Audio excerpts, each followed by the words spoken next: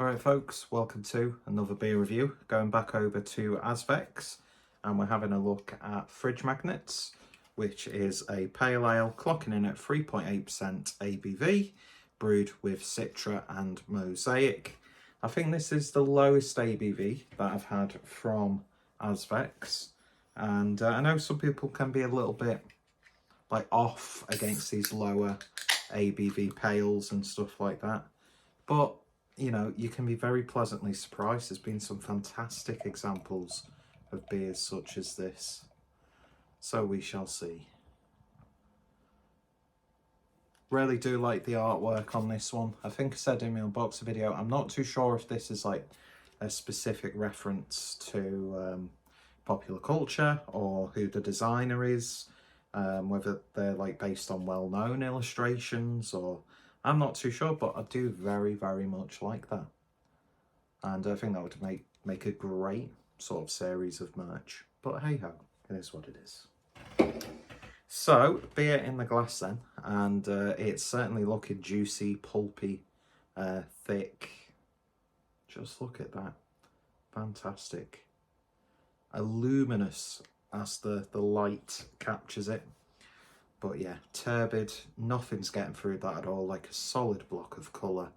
Just shy of a finger's worth of white foamy head. Let's see what we get on the nose. Oh yeah, that's really nice. It's got that sort of like kids' cheap fruit yogurt sort of aroma to it. Like really soft, sweet, fruity tones. Getting a little bit of like a peach, then you get soft melon, pineapple, like the softest citrus fruits. Oh man, it's got such a wonderful nose to it.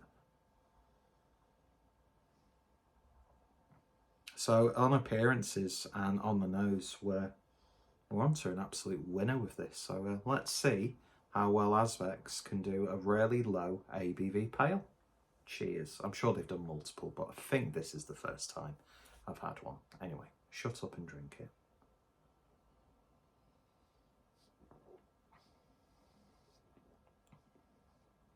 Ooh. Body is what you'd expect for its ABV. Appearances can be slightly deceiving, because that makes it just look like, I think we're predisposed to see beers like this and think this is going to be a chewy, big mouthfeel. Obviously, 3.8%. I've had thicker pails of that ABV, but I'm not going to, you know, detract from the drinking experience, because it's definitely got that fruit juice character to it.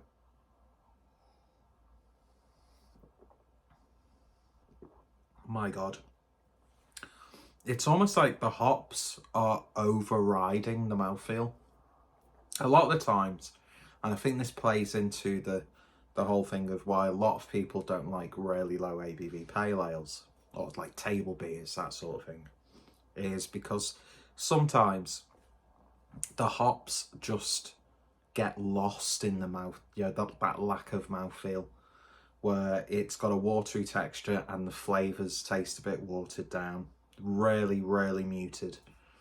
This, however, ridiculously punchy, really tingling my tongue. I've never had that sensation like that before.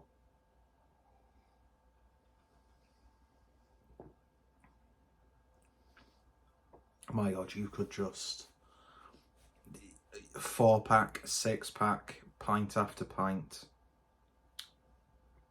What a perfect, I mean, weather states otherwise, what a perfect summer barbecue picnic, sat outside at the tap room sort of beer.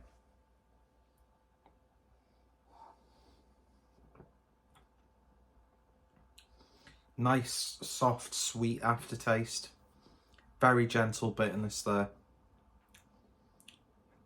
There's almost like this mint leaf character coming through. Ever so slightly sticking on that menthol. You always get that, you know, that cooling sensation when you've had like a really strong mint. So refreshing. I mean, obviously it's wet, it's cold. It's going to be refreshing by design, isn't it, really? But this is just...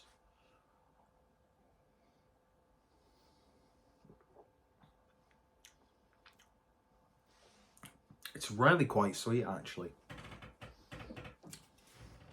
Which adds a level of richness to it.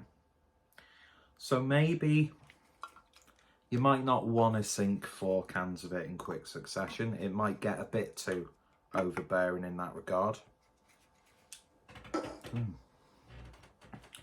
But of the order that I made, I've had like a higher ABV pale. I've had a double IPA. And I've got to say, this is packing so much flavour, so much more flavour than those other 2 beers. Those other 2 beers were really good. I reviewed the Lion's Haircut one, I can't remember what it's fully called. Was slightly disappointed by that. Not because of, like, in terms of quality, just because it was very, very Nelson heavy. And I'm not a Nelson sort of person. But this is really, really good. I'd love to, and it's been a long time since I've had a pale ale, IPA, double IPA, triple IPA, whatever, that has such a bountiful, rich, satisfying amount of flavour like this. And even if you're not a big fan of the lower ABV pale ales, I think you might be convinced that there's hope with those beers and table beers. I'm very, very happy with this. Really, really am.